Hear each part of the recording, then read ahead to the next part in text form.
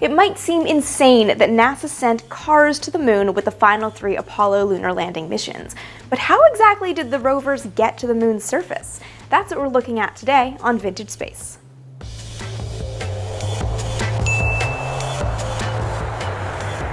So first, a little bit of a backstory. It wasn't until 1970 that NASA really looked at the idea of using a lunar rover on later Apollo missions. The idea was to give astronauts better surface mobility, allowing them to cover a greater distance during their relatively short lunar stays. It would also be a way for them to carry more gear and recover more rocks from the moon's surface, bringing it back to the lunar module to eventually bring it home. But the lunar environment is not the Earth's environment, and so a lunar rover couldn't just be a land rover. It had to be specifically designed for the moon. The vehicle had to be lightweight but sturdy enough to carry 2 men, their tools, and all the rocks they would gather across a variety of terrains, and also function in different temperatures as it roved across the moon's surface. And of course it had to do all that without bouncing them out of their seats in the 1/6 gravity of the moon. The final vehicle was lightweight and sturdy. It was an open design with wire mesh wheels designed to not sink into the lunar regolith. Seatbelts kept the astronauts in their seats, and there were places to store all of their tools. But the lunar rover would be completely useless if engineers couldn't figure out a way to get it to the moon's surface, and also figure out a way for astronauts to deploy it and use it wearing their bulky lunar EVA gloves. So here's where it gets interesting. The solution was to fold the lunar rover into itself and pack it in quadrant 1 of 4 available storage bays on the lunar module's descent stage. It was stored with the bottom of its central chassis or frame facing out, and its forward or rear chassis section folded onto that center section with the wire mesh wheels folded on top of those. Deployment began with one of the astronauts pulling a cable attached to the rover's aft chassis before handing it off to his moonwalking companion, who would hold it taut.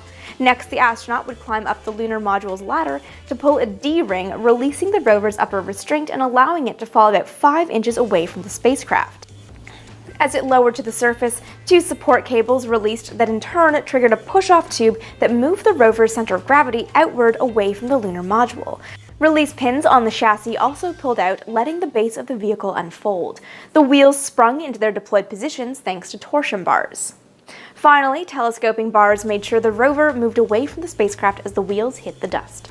Once on the surface, the astronauts just had to set up their seats, put in their footholds and the central control panel, and then they were off to rove the moon. And the lunar rovers did exactly what they were designed to do. They seriously increased the amount of ground the later missions were able to cover during those brief EVAs on the surface. Apollos 11, 12, and 14 covered a total combined distance of about 4.4 miles. Apollo 15, the first to fly with a lunar rover, more than tripled that record, covering a total of 17 miles. Apollo 16 covered 16.8 miles, and Apollo 17 set the record, covering 22.2 miles. All 3 missions left their lunar rovers on the moon's surface. They weren't designed to come back to Earth, but they did have cameras, and it was the cameras on board those lunar rovers that allowed NASA to watch the missions taking off from the moon.